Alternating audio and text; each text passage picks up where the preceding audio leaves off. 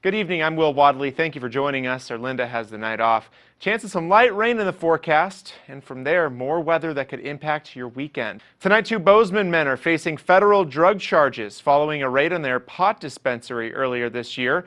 We were there in May. Still ahead with the start of October, it's going to finally start feeling like the fall season outside. Mark Kaka has your forecast, plus flu season's just around the corner. Good morning, everybody. I'm Heidi Miley. And I'm Will Wadley. Thanks for watching NBC Montana today. The Roaring Lion fire has burned through 3,500 acres as of this morning. Well, the numbers are in July was Glacier National Park's busiest month of all time, breaking previous records by over 100,000 people. We have a front seat view here, as does everyone in Hamilton. It shows you just how close this fire is. So I'm standing in the same spot where the high-speed chase ended around 5 on Wednesday. This is Orange Street. That's Broadway back there with the lights. This right here is our Missoula station, and up there, the window from where we watched the whole thing go down. Now, Sherrard was able to reach everyone she needed to by phone, but there is another way to reach your friends or loved ones when these types of attacks occur. It's called Safety Check. It's a Facebook feature. So this area I'm in here captures exactly what's happening. The elk come down from those hills overnight and come into this fenced area. You can see on the ground all these brown dots. That's elk scat. It's covering the ground. If you come over here to this stack of hay bales, each one is $75 a piece, by the way. You can see where they got to one. That's ruined. Now, this fencing was put up by FWP a couple days ago, but if you come around here, you can see that it isn't always so effective. They were able to cut right through it and get to more of the hay.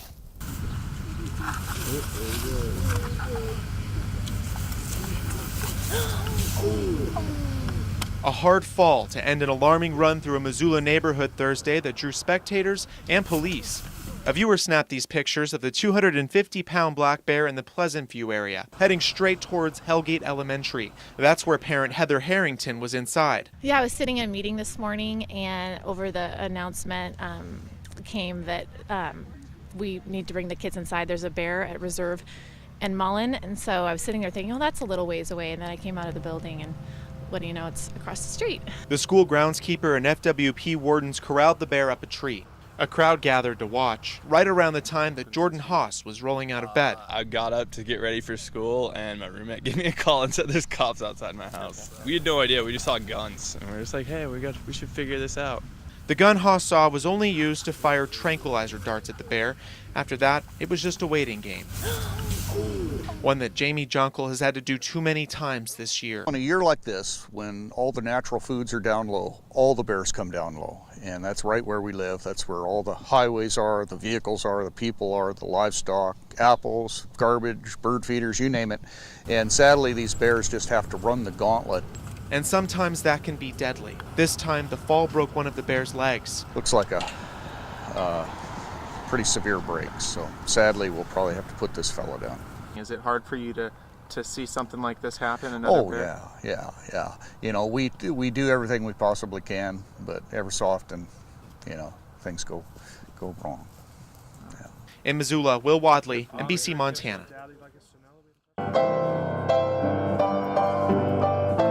It's just a rehearsal, but the Granite High senior class of 2016 is soaking it all in.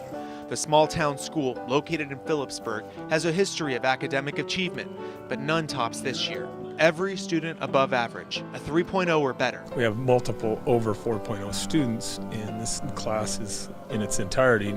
Not one of them has an accumulative GPA of less than 3.0. I have not seen that before. Superintendent Mike Cutler watched many of these students graduate kindergarten. This particular group has been together the whole time.